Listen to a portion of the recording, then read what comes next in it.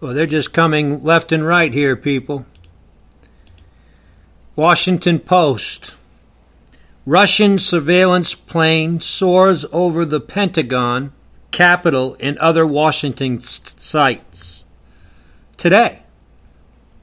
This just happened today. Russian surveillance plane soars over the Pentagon, Capitol, and other Washington sites. A Russian surveillance plane soared through secure airspace over Washington on Wednesday, presumably collecting intelligence as it traveled near the Pentagon, the Capitol, and other government buildings, two U.S. officials said. The Russian Air Force Tupolev Tu-154 aircraft made the flight through the treaty on open skies, which Russia, the United States, and 32 other nations have signed. The treaty established criteria under which countries can make unarmed observation flights over the soil of other treaty members in an effort to promote transparency in international arms control efforts, according to the State Department. The Capitol Police issued an alert Wednesday that warned that an authorized low-altitude aircraft would enter restricted airspace between 11 a.m. and 3 p.m. The alert did not state who owned the plane, but said it will be large and may fly directly over the U.S. Capitol. This flight will be monitored by U.S. Capitol Police and other federal government agencies, the alert concluded. A Defense Department official speaking on conditions of anonymity to discuss ongoing operations confirmed that the flight alluded to was Russian and operating in the area through the treaty.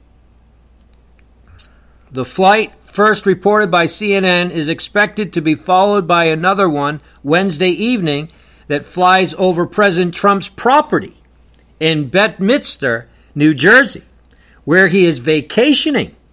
According to the treaty guidelines, U.S. airmen are aboard the Russian jet observing when an open skies flight occurs.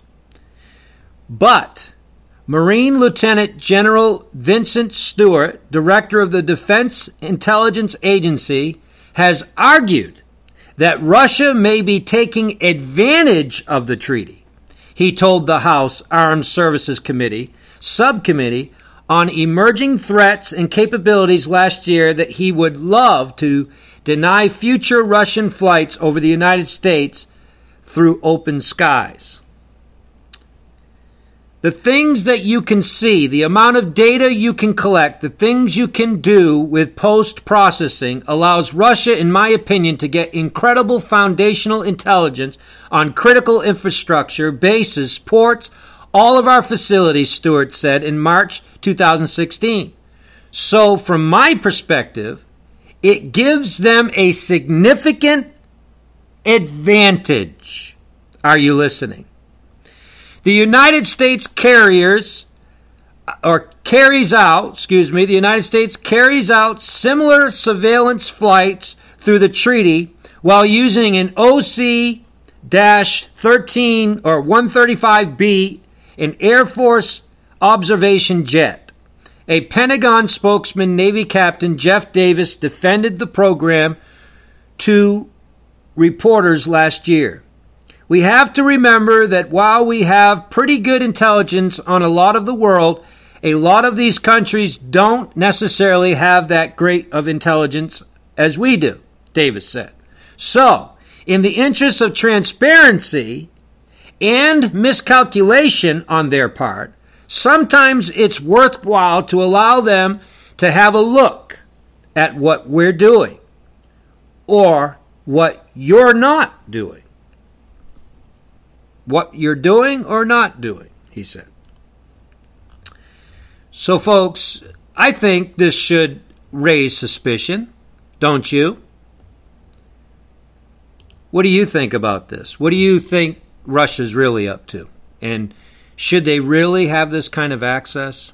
Leave your comments below.